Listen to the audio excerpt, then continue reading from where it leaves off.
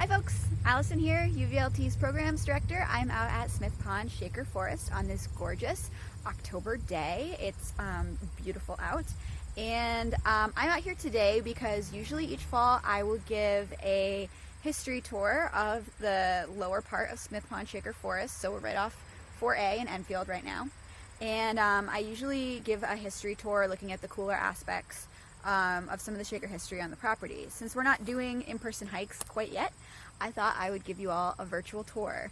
So here we go. I'm here at the kiosk at the lower parking lot right off of 4A. This side of the property is where most of the Shaker history is.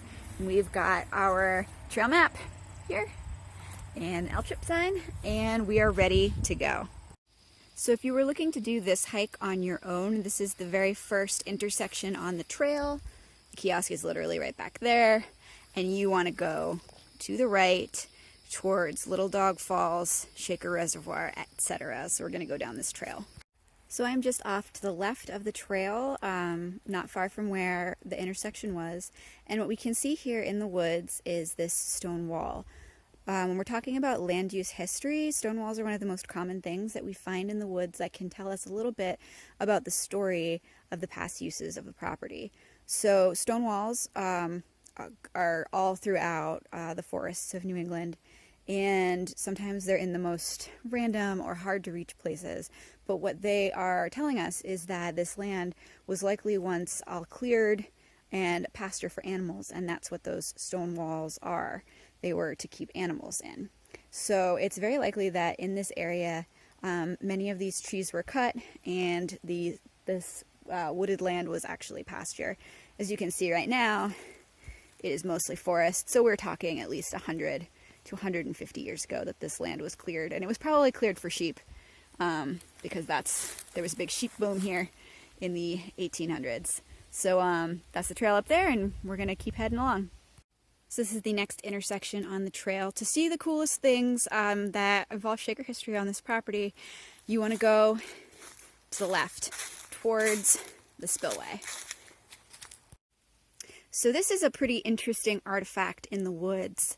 The trail is actually up there, but I came down here below this stone dam to show you this piece of wood, which is part of a sluice or a spillway inside of this wall or dam, and there's a huge yellow birch growing out of this piece of wood that's pretty large. It's a pretty large board, and it's chestnut, and it's got to be at least 100 years old.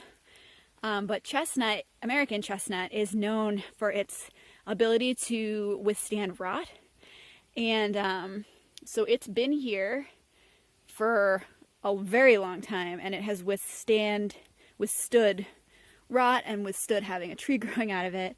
And it's interesting, this forest would have once had many American chestnut trees. American chestnuts are one of the dominant tree species in a northeastern forest. However, they suffered blight, chestnut blight, and they have become almost entirely extinct. That said, we have found some American chestnuts on this property, which I will be showing you later. But this is just to show how incredibly durable American chestnut wood is.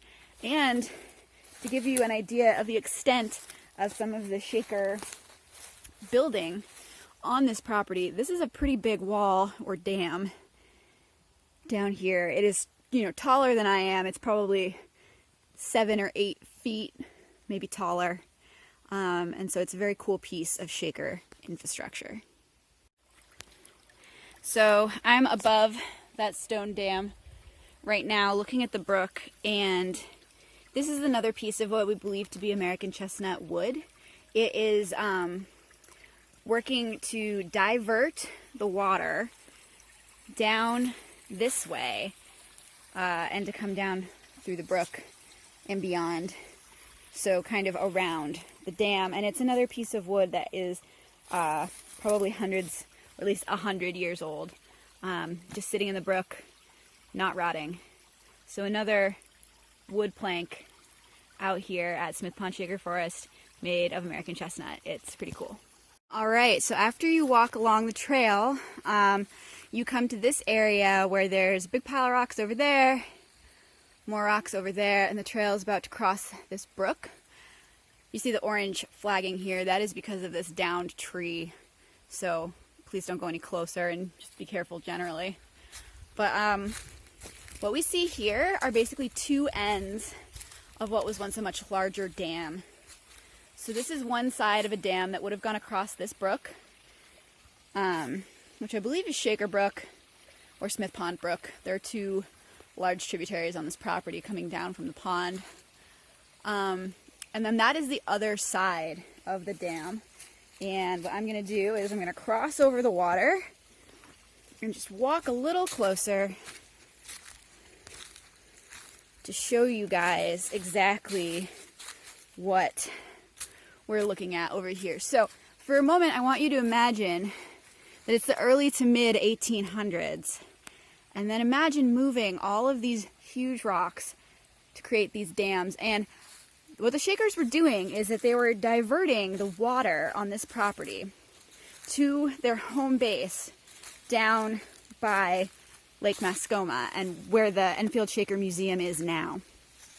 And they were probably diverting this water to use in their mills. So they were using water power for milling. And they created a system of dams and canals on this property that were well ahead of their time. They're just so, the ingenuity behind the Shakers and the stuff that they were building is really incredible, and so much hard work went into it. Another interesting, cool part of this is this stone spillway up here. This spillway is large enough for me to crawl through. I have done it a couple of times. And this is where water would be released from the dam. So there you have it. As you can see, I mean, it's huge. These rocks that it's made with are quite large. I mean, look at that. Look at how big that is. And they were using mostly manpower, maybe horses, maybe ox, to build these things out here. I believe that this has been used as a den by some kind of an animal. But you can see that hole over there is probably 2 feet tall by 3 or 4 feet wide. And this, I mean, I'm standing in the entryway. I can touch here. I can't touch there. It's quite a large opening. So really incredible ingenuity on the part of the Shakers, and a lot of hard work went into this water system. Okay, so we were just talking about American chestnut trees on this property and in the northern hardwood forest, and I showed you guys some examples of how American chestnut wood has withstood the test of time and still exists here on this property in the ways that the Shakers originally were using it. And so I am on the trail. That's the trail. I am just above the stone dam, which is right down there. And I wanted to show you this example of an American chestnut tree because there are several growing on this property. So American chestnut leaves look very similar to beech leaves, but this is an example of one, and you can see that the leaves are more elongated. They're about that big. They're thinner, and they have bigger teeth on the leaf edges.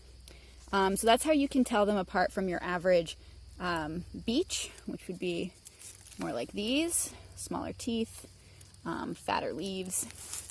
And this particular chestnut sprout is growing from several different places on this root ball, which makes me think that it's a stump sprout.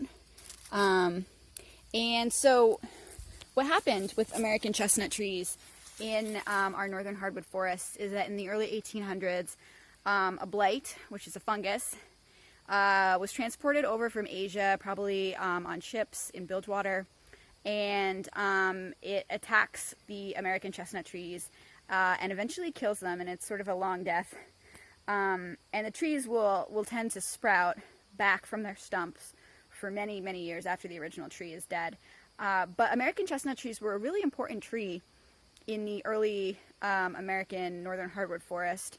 They were like ubiquitous across the forest. They were used by people as a food source, using chestnuts, eating chestnuts. They were used as a food source for livestock.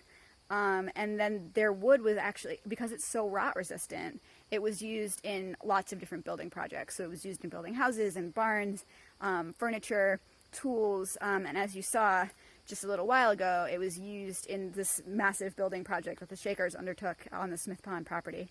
So it was a real big blow to America to lose the American chestnut tree. But there are several American chestnuts that are growing wild on this property, which is really cool. I'm going to show you a couple other examples of those as we go along. And UVLT has been involved in planting some chestnut seedlings on another property that we have down in Charlestown and Claremont called Up on the Hill. And we are trying to help to propagate more American chestnuts in our area.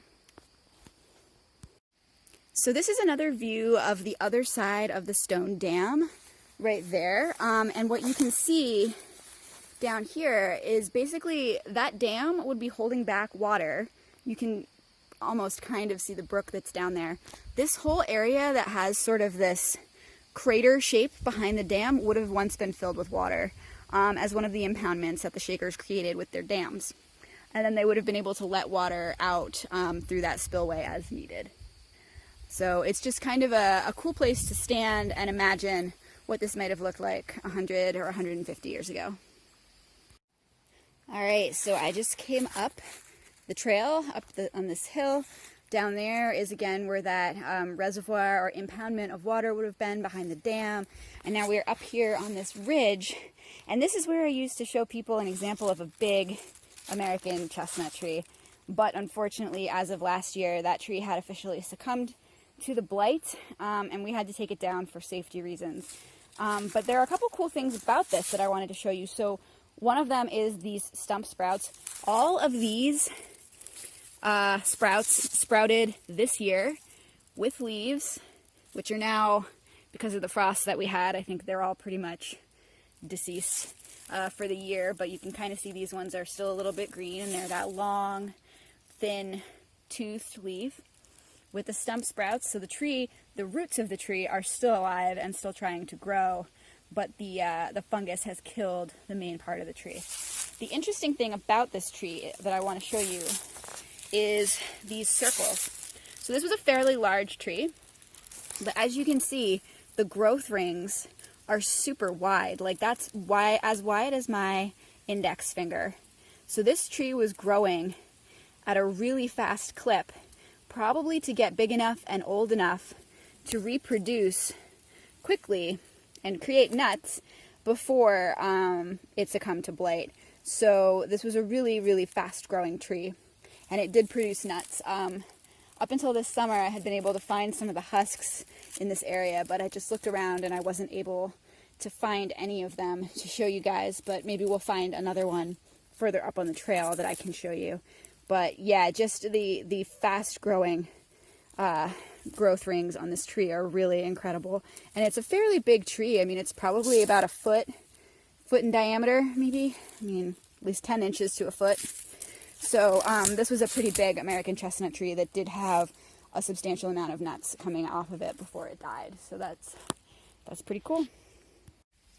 Okay, so this has nothing to do with Shaker history or anything but recent history, but because I get a lot of questions about it, I thought I would address this area along the side of the trail where there's a lot of grasses growing and some sumac. What happened here is that UVLT last year did a restoration project to remedy the fact that this property had been logged pretty heavily prior to our ownership. And so that's sort of a plateau up there that was created for a log landing, and they had pushed a bunch of stumps and other unusable wood material down this bank that was then falling down there into the brook. And so we got a grant and we cleaned up this bank, removed all of that material, and seeded it with plants that are going to hold the bank in and keep it stable rather than continuing to slowly erode down into the brook and just create a lot of erosion and problems. Down there you can see the brook. So just if anybody's coming out here and they're wondering what this is, now you know. Okay folks, I want to show you this giant yellow birch tree. I know that this is a history tour, but I like to throw in a little bit of natural history to all of my history tours. So this is a yellow birch tree. It's huge. It is one of the biggest yellow birches I've ever seen. And yellow birches are really important in a northern hardwood forest, actually, because they are a food source for many, many different kinds of forest birds. Woodpeckers, chickadees, grouse, all sorts of birds eat their seeds. And there are several yellow birch trees on this property, but this is by far the biggest one. It's right next to the trail, right next to the canal. You know where we are at this point. Look at that. So just wanted to share that fun, interesting fact and this giant tree. All right, y'all, I found what I'm looking for.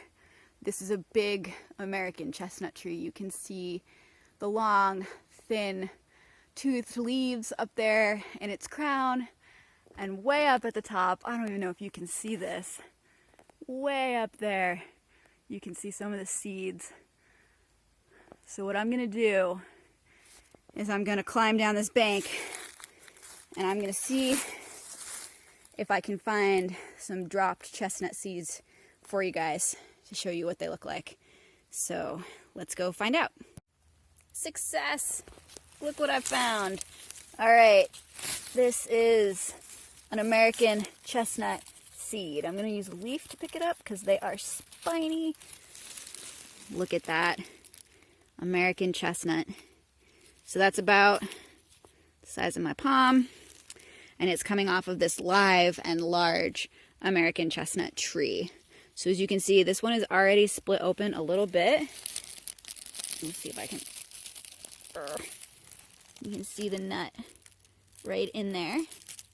And you can also see on the ground, those are some of last year's probably. Maybe this year's, probably last year's. Yeah, they're a little rotten. But that's what the husks look like when they're not fresh and green. And then this is the tree, the one with the orange tag back there. So you can see some of the stump sprouts along this one, and then the bigger tree trunk. My guess, based on how far apart the rings were on that other tree that had died and we had cut down, this tree isn't actually very old. And it does look like, well, I'm not seeing too much evidence of blight. The blight is orange and looks like a fungus growing. So I'm not seeing too much of anything that looks like that. So for right now, I would say this tree looks fairly healthy. Yeah. And again, these are those long, thin chestnut leaves. And then chestnuts. So that's it for chestnut trees today, folks. I am way down the bank right now. Okay, folks, this is our last stop on the UVLT Smith Pond Shaker History Tour. This is one of the canals that crisscross this property that the Shakers dug out and used to divert water from higher up on the hill and the pond and the lily ponds that are up there all the way down to Route 4A, Lake Mascoma, and their mills. So I have seen water running in these canals once or twice when we've had a wet season and a lot of rain. And there's just a map of these that crisscross the property. As you can see, this canal kind of peters out here where we just did our restoration project. But if you walk on this trail further, you'll see some really great examples of these canals. So this is about 5 feet wide at its deepest point, and about 1 foot to 3 feet deep. And these were dug out by hand or using animal power by the Shakers. And they basically took water from further upstream and channeled it downstream. And there are miles of these canals throughout this property. I am sure that we have not found and mapped all of them. But it's just the dams, the spillways, the canals, the ponds, the ingenuity of the Shakers is once again what really, captures my imagination and sort of it just shows the spirit of these people to be really industrious and to really capture and harness the power of nature for their benefit. So they are very incredible people, and we are really lucky to have all of this cool history on the property. So if I were to keep going, this trail follows this canal for a really long way through the woods. If you wanted to see an example of the canals but didn't want to walk all the way up here, there is one closer to the parking lot. It's just not as easily seen or as dramatic, and actually looks more like an old roadbed than it does a canal. So as you can see in the distance there's one of our bridges over the brook. And this is about as far up as I'm going to go today. It's about a little less than a mile in on the trail. But I would encourage anyone who's interested to come out and see all of this interesting Shaker history and natural history for themselves. And even if you're not interested in any of that, this is a beautiful place to visit. It's a great place to hike. The pond up at the top is beautiful and a great place to visit, and also has its own set of Shaker history, because the Shakers built the dams originally that created that pond from many lily ponds or smaller ponds and wetlands up at the top. So the Shakers have had a huge impact on this property, still have a huge footprint on it to this day, and I encourage all of you to get outside and come see this gorgeous place. It's particularly beautiful in the fall. So I hope you've enjoyed this. Thanks for watching.